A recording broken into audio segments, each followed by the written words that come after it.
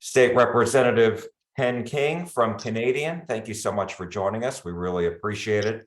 As you may have heard, we had a shooting at a high school in Arlington in our area. 2 students were hurt this morning. The suspect is in custody, and we're still waiting for more information, but it's yet another reminder that this happened on a school campus.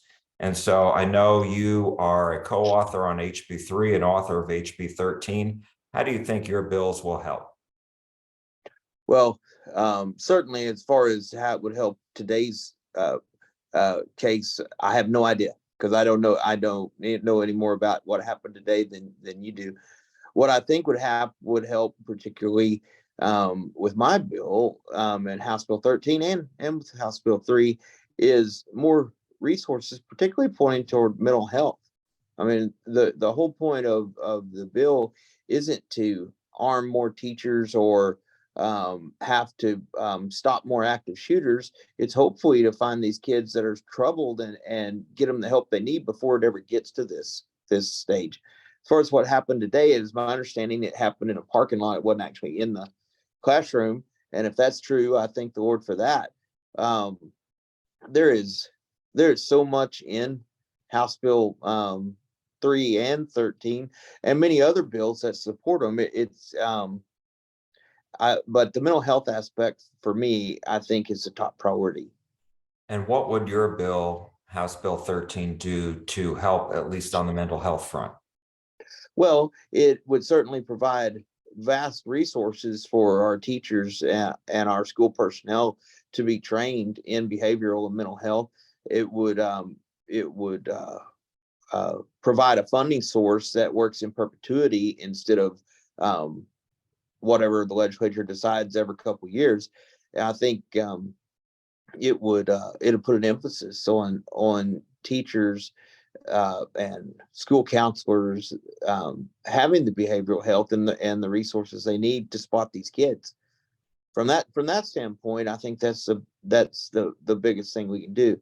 The other thing we can do as far as hardening of schools, the bills, my bill as well as House Bill 3, both call for to allow school districts to harden their schools the way they see fit. And that could come in many forms. Hardening a school may mean technology. It could mean armed guards. It could mean fences.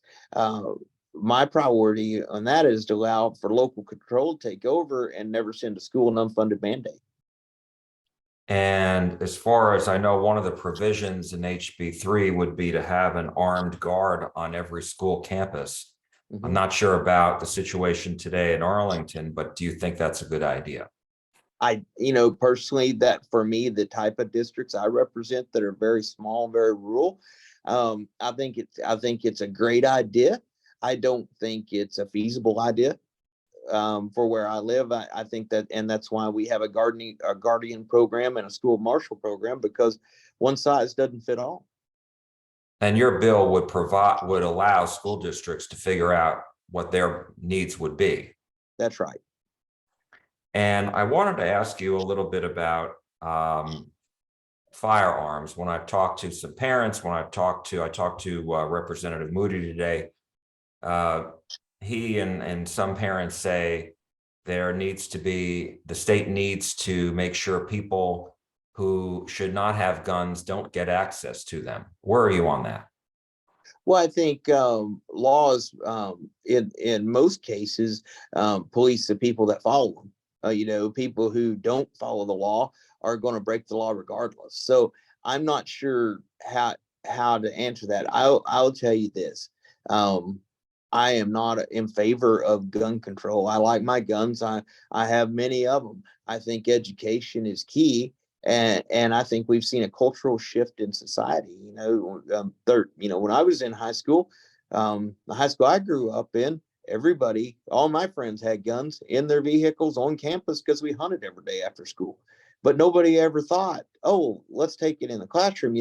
These are things that, while they haven't been, it's not like they didn't happen back then. They get a lot more press today because of the 24-hour news cycle. But I haven't really changed my mind. I think guns are easily accessible. And if you follow the law, it's harder for you to get a gun than if you don't follow the law. And I don't think passing more gun laws is going to change that. I think bad guys are still going to do bad things.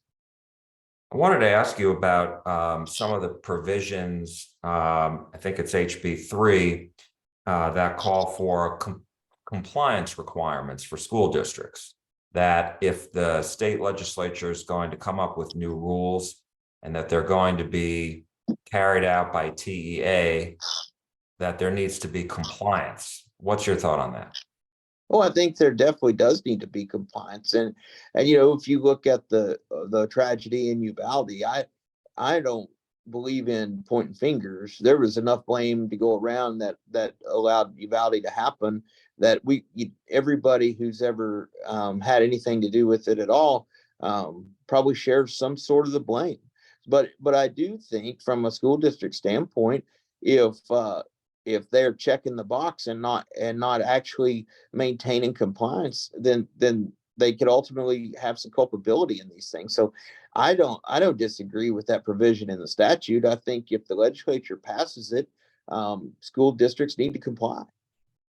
And I wanted to ask you, I believe it's your bill as well, HB 13, that has a provision for school districts to have an active shooter preparedness plan. That would be in addition to what's already part of the law. Is that right? No, it would actually just be an extension. School districts are already required to have an active shooter preparedness plan along with their school safety plan. What we're calling for is more scrutiny of that plan and updating it more frequently. And if it's not updated, there certainly could be consequences for not complying, which is along the same lines as what you were just asking me about House Bill 3. As far as compliance is concerned. And my last question, and I appreciate your time very much, and that is in the proposals for each chamber's budget, House and Senate, $600 million has been allocated for school security and safety. Do you think that's enough? I think it's certainly enough for the for the first biennium until some of the things we're working on in House Bill 13. What we're calling for is we want to create a grant program using the surplus that's in the foundation school program now to get us through the next school year. And then I've filed an HJR to go along with that, which would be a constitutional amendment that would allow the surplus of the foundation school program in perpetuity to go into an account that would fund school safety going forward, where we're never going to talk about this being an unfunded mandate. We're always going to give school districts the resources they need in this particular field. I've been on the public ed committee for 10 years in the House, and the thing I hear the most from parents and teachers and school personnel is, you want us to do these things, but you don't pay for it. Well, we should have acted in a manner that was more decisive after every shooting. But on the heels of Uvalde, we're going to act in a big way as a legislature, and we're going to ask the school district to do stuff that's hard, and we're going to ask them to do things that they haven't done in the past. But my plan is to make sure they get paid for it. So I think 600 million to get started, to get school districts that are behind right now on their, say, hardening of schools or their mental health professionals or whatever they need to fulfill their school safety plan. I think that's maybe enough money this time, but it's not enough money for perpetuity, and that's what we're trying to accomplish with House Bill 13. I did have one other question based on what you just said, and that is the foundation school program and the surplus that's in there. Is that the $1 to $2 billion that was referenced by TEA Commissioner Mike Morath last month when he went before the Appropriations Committee? I don't know. I don't recall what Commissioner Morath said. It's my recollection. There's about $3.5 billion surplus in the foundation school program currently, and And under state law, if it's not spent for educational purposes, it goes back to the Treasury. And so I'm trying to attach some of those dollars to get us into the biennium until HJR could pass, where we could create the fund I just spoke of to fund school safety in perpetuity. All right, so that sounds like a good area for me to go back to TA and ask them about that surplus. Could be, yeah. Okay, all right. Well, State Representative Ken King of Canadian, thank you so much. We really appreciate your time. You bet. Glad to be with you. Thank you.